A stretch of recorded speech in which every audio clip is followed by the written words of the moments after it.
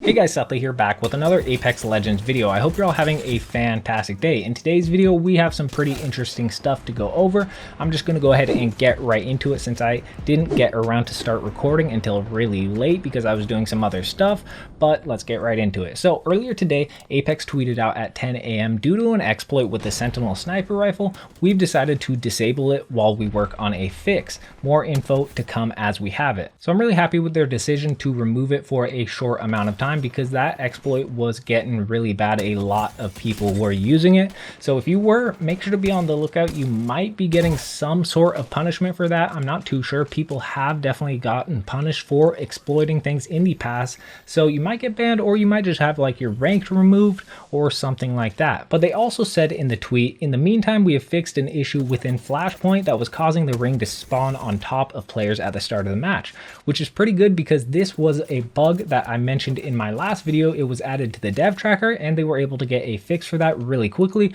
which I'm really happy about since it is an LTM, and that is important that they get it fixed because we only have a certain amount of time with the LTM. But on to the next thing, which is really big, and honestly I was super happy to see it. Now we always expect more updates in the future, but there was some really good news from Jason McCord, design director at Respawn. He tweeted out saying something pretty honest. He said, "Being honest, the gap between season 6 launch and this latest event was my biggest worry on content release for the whole year.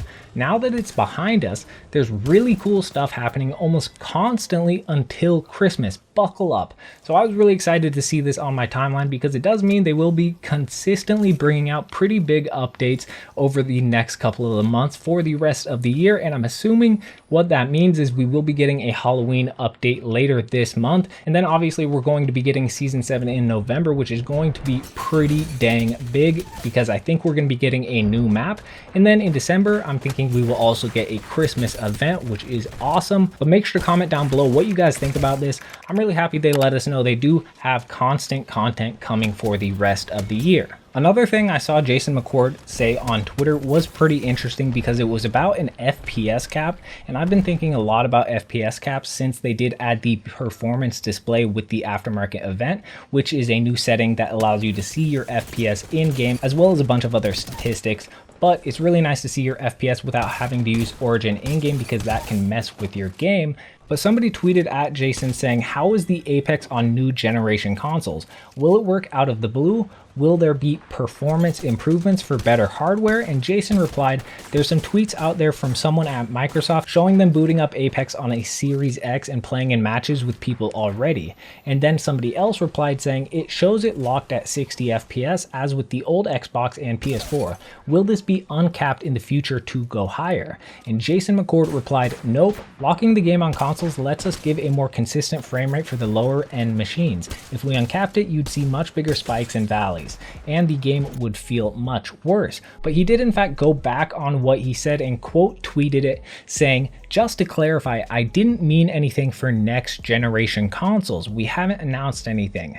I misread the context here because it was referring to a previous tweet that I didn't see. So that is good news. He had me worried for a bit there that they were actually going to 100% cap Apex on the new consoles, even though they probably can do better FPS. So I think there is a chance they will have a different FPS cap for the new consoles, but I also think there will be an option for you guys to decide what type of FPS cap you do want, because some people might want 60 just for that consistency, since we don't know 100% if these new consoles will be able to consistently run much higher FPS.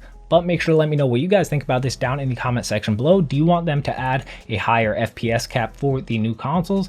Which I'm assuming you guys do, but I want to hear your thoughts in the comments. Lastly, somebody tweeted at Jason McCord saying, "Me and my friends have found a potentially game-breaking bug. The internal server shutdown seems to be happening again, and we think that somehow hollow sprays are causing it." To which Jason McCord replied saying, "Fix coming soon. Thanks." So that was really quick. So we definitely already knew about that and they have a fix on the way. But that's all the news we have for today. If you guys did enjoy the video, make sure to hit that like button. It really does help me out a ton. And if you're new to the channel, make sure to hit that subscribe button and turn on the notification bell. But it's been your boy Seth, and I'm out.